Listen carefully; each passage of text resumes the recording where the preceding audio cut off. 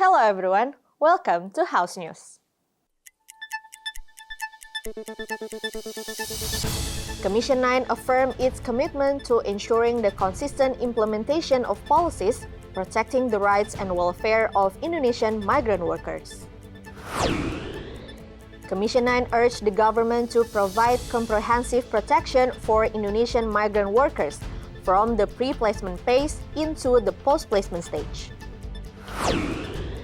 Commission 12 highlighted Indonesia's waste management issues are now at a concerning level. Traditional methods are inadequate as waste volume continues to increase every year. Rupiah weakened against the US dollar, pressured by a combination of global political and economic uncertainties. The exchange rate moved close to 17,000 as the currency dropped by around 30 points. 14 years after the first film premiered and became a major box office hit in Indonesia, the film 5 cm will release its sequel.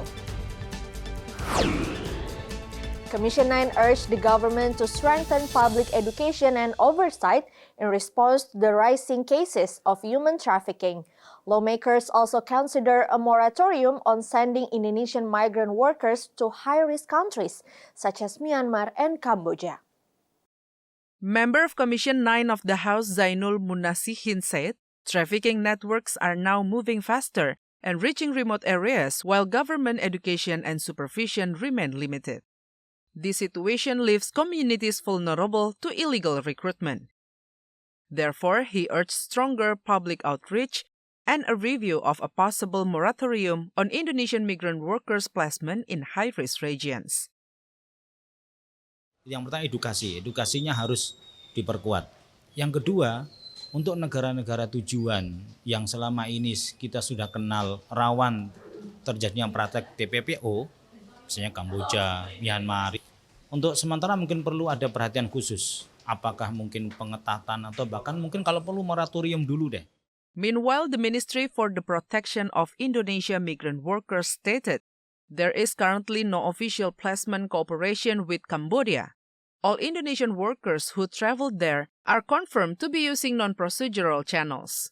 Uncertainty, political and security conditions have hindered the establishment of a formal agreement between the two countries. However, the ministry is preparing strategy with related ministries and institutions to decrease the rising number of trafficking cases.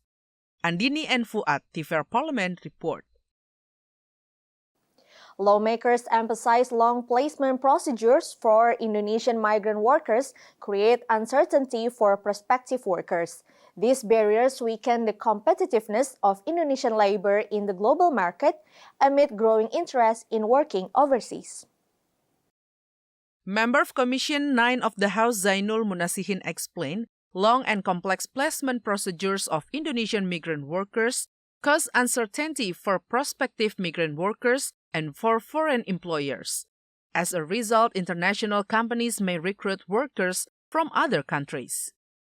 Therefore, he urged the government to improve the worker placement system and its regulations to make the process more efficient while still ensuring protection and strengthening the state's responsibility to migrant workers. Ini membedakan dengan jalur yang pekerja migran yang jalur mandiri, itu jauh lebih simpel. Kalau mandiri itu bisa seminggu, dia bisa langsung berangkat. Sementara yang melalui asosiasi, melalui perusahaan itu justru bisa sampai berbulan-bulan. Tadi disampaikan itu bisa sampai 3 bulan prosesnya. Ini sungguh sangat melelahkan dan juga menimbulkan ketidakpastian. Menurut saya ini perlu diperbaiki mekanisme ini agar apa? Agar tenaga kerja Indonesia itu lebih kompetitif di luar negeri. Karena kalau kita biarkan prosedurnya seperti ini, maka pekerja migran kita akan kehilangan kesempatan untuk bisa mendapatkan peluang kerja di luar negeri secara lebih layak dan juga bermartabat, seperti itu. Meanwhile, the government through the Ministry for the Protection of Indonesian Migrant Workers is carrying out improvements from early procedures to regulatory frameworks. These efforts include providing information and education, starting at the village apparatus level, as well as formulating distinct regulations that differentiate between individual migrant workers placement and placement conducted through private migrant worker placement companies. Andini and Fuad, TVR Parlemen, report. As the cost of waste management continue to rise, Commission 12 urged the government to adopt advanced technologies, turning waste from an environmental burden into a productive resource that delivers economic benefits. Member of Commission 12 of the House, Rohmat Ardian, mentioned communities and local governments must go beyond technical solutions to tackle waste challenges by actively building shared awareness. With clear and effective planning, waste management can generate economic benefits instead of ongoing problems. Dan setiap hari Indonesia kurang lebih sekitar 105.000 ton sampah per hari. Ini sangat berat, menjadi beban, dan tentunya harus transisi teknologi. Ini sangat penting. Yang kedua, membangun kesadaran di masyarakat, di pemerintah daerah, agar sampah ini ditata dan memang agar sampah ini bermanfaat ke depannya. Jadi merubah sampah yang jadi masalah menjadi sumber rezeki. Gimana caranya? Yaitu bisa dengan bank sampah Indonesia, bisa dirubah menjadi maggot, bisa dirubah menjadi tenaga listrik, dan bisa menjadi manfaat-manfaat yang lainnya. In addition, Rohmat Ardian hoped the Ministry of Environment can strengthen land use planning and forest protection. He demanded government to enforce firm penalties against companies that cause environmental damage. Effective waste management requires joint responsibility, with the government taking a leading role and all parties showing a firm commitment to long-term environmental sustainability. Elvi and Jaya, TVR Parlemen, report. When we return, we still have more information from Commission 11 of the House, so stay tuned to House News.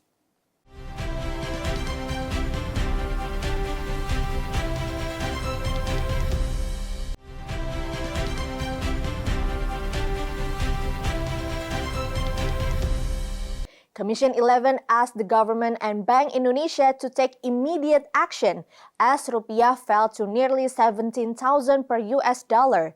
The House reminds any response must be carried out professionally and free from political interference. Member of Commission 11 of the House, Biarwati, asked the Financial System Stability Committee, or KSSK, and relevant institutions to enhance coordination across economic sectors. Government economic policies should be directed at maintaining economic activity and maintaining people's purchasing power, thus keeping economic activities active and supporting sustained growth at local and national levels. Tidak menurut global, ini membutuhkan soliditas yang kuat di negeri kita. Dan untuk UMKM yang sekarang ini belum bangkit secara penuh, tentu memerlukan kebijakan-kebijakan yang juga kebijakan komprehensif di tingkat baik di tingkat fiskal maupun tingkat moneter. Jadi sudah selayaknya memang perhatian kepada UMKM ini lebih diperkuat lagi, sehingga bicara tentang UMKM tidak hanya soal data dan soal angka, tapi bagaimana membuat mereka bertahan, kemudian membuat mereka meningkat dan bahkan naik kelas. Furthermore, Anies Biarwati requested the government to also prioritize the MSME sector, considering many of these businesses are still struggling to recover from ongoing economic instability and the impacts of recent disasters. MSMEs still require stimulus assistance and guidance to grow and move up to higher scale so they can keep contributing to state revenues. Hilman and Fajar, TVR Parlemen, report. Since late 2024, OJK's Anti-Scam Center has received thousands of fraud reports and blocked many related accounts. Commission 11 demands stronger financial literacy and public awareness to protect consumers amid rapid digital growth. During a meeting with the Financial Services Authority, or OJK, member of Commission 11 of the House, Fatih, stated, the growing number of digital scams exploiting personal data is mainly caused by low public awareness about the importance of keeping personal data and protecting its privacy. Many people easily share personal data with other parties and conduct financial transactions without proper verification. This has created opportunities for digital criminals to happen. Therefore, Fatih pointed out, raising awareness about the importance of protecting personal data needs long-term and coordinated communication from every stakeholder.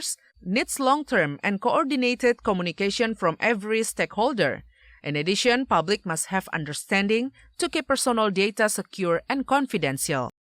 Modusnya seperti apa? Bisa terjadi kalau bagaimana? Jadi penyalahgunaan data pribadi, terus kalau ada SMS, jangan langsung diklik kalau tidak dikenal, karena motif-motif itu yang kebanyakan digunakan oleh para scammer. Dengan kemudahan mengakses rekening bank, dengan kemudahan meminjam uang via pindar, ada juga ancaman, ada juga hal-hal lain yang harus diwaspadai. Ini yang perlu kita edukasi, berikan pemahaman ke masyarakat. Commission 11 and OJK are committed to strengthening consumer protection through public outreach and literacy programs. Thus, the public becomes more alert to digital crimes. Fatih also reminded consumer protection efforts should align with policies to maintain the sustainability and resilience of the national financial services industry. Fajar and Hilman, tvrparlemen report. Commission 1 urged the National Cyber and Crypto Agency to develop a dynamic and strategic national cyber threat map to address the growing complexity of cyber attacks targeting Indonesia. During a working meeting with the National Cyber and Crypto Agency or BSSN, Commission 1 of the House raised concern over the growing number of data breaches in cyberspace. The concern followed a report from the head of BSSN which revealed a decline in Indonesia's national cybersecurity performance as reflected in the country's drop in the National Cybersecurity Index ranking from 48 to 84th. Responding to findings, member of Commission 1 of the House Rizky Aulia Rahman emphasized increased budget allocations and infrastructure development must result in real and direct benefits for the public. Tugas pemerintah nomor 1 adalah menjaga rasa aman dari masyarakat, yang memberikan rasa aman, termasuk di dunia digital. Ini harus bisa lebih baik lagi ke depan. Kemudian ini tupoksinya juga harus jelas. Komdigi berada di mana terkait dengan pelindungan data pribadi, BSSN berada di mana, sehingga kita bisa menilai nanti jika ada masalah datang, nggak lempar tanggung jawab satu sama lain. Pembagiannya sudah jelas, tupoksinya jelas, roadmap-nya jelas, sehingga masyarakat juga semakin merasa aman. Furthermore, Rizky Aulia highlighted BSSN's plan to use foreign loans to strengthen the national data center. He hoped this policy is decided carefully considering the strategic role of national data security. Reliable data security is essential to creating public trust, especially as the government will expand to use of digital platforms in the future. Liza, tvrparlemen reports. After the break, we bring you updates from movies and entertainment, only on House News.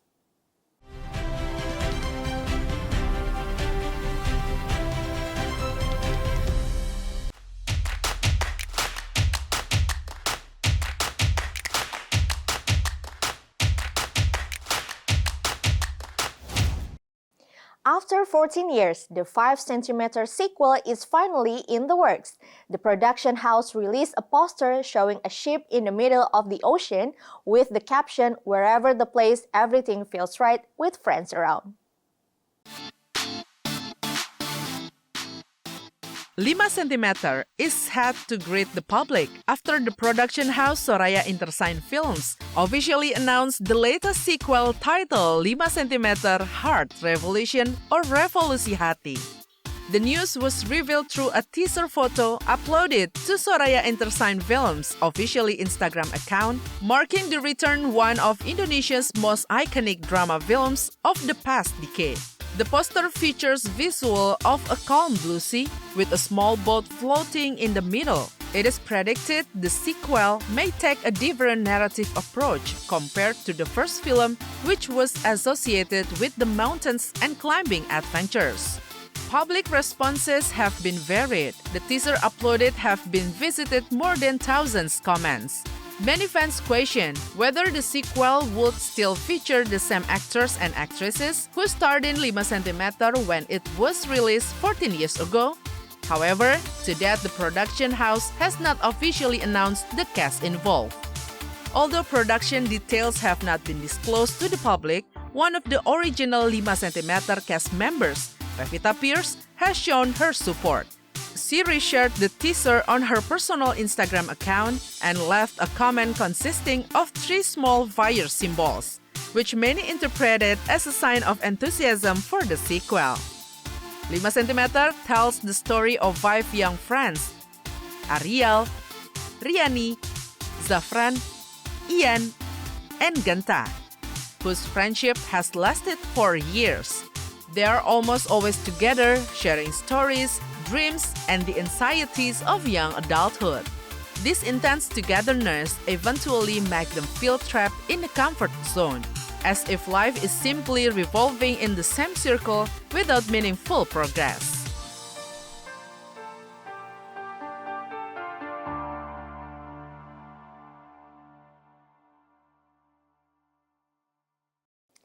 "2026 is shaping up to be a defining year for anime, as the 4 biggest anime of all time are set to return almost simultaneously on major television for the first time in over a decade. This proves the era of blockbuster anime is far from over.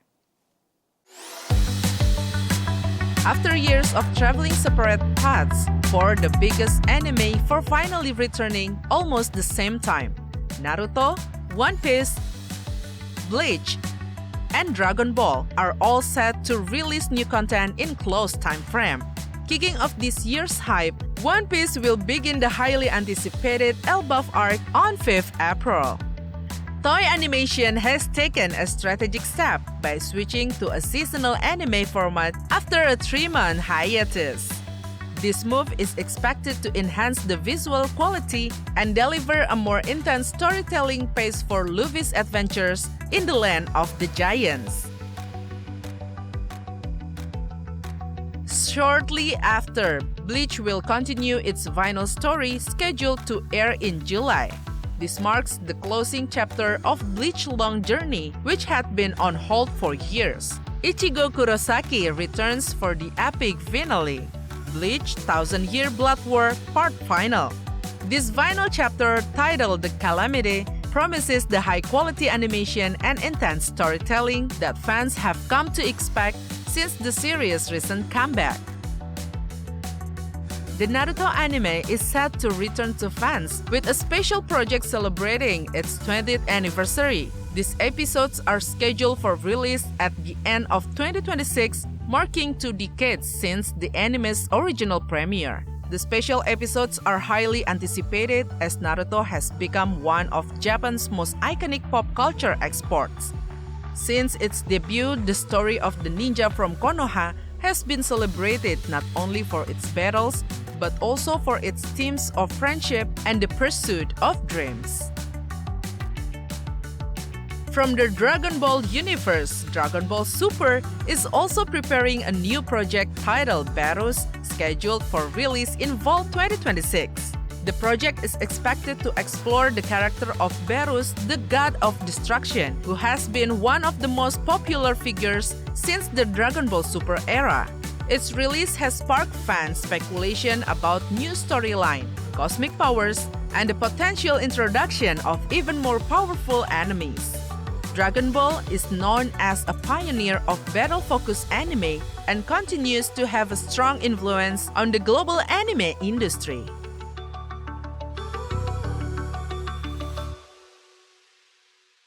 Cinema, television, YouTube, and Netflix may have wouldn't exist without the invention of film.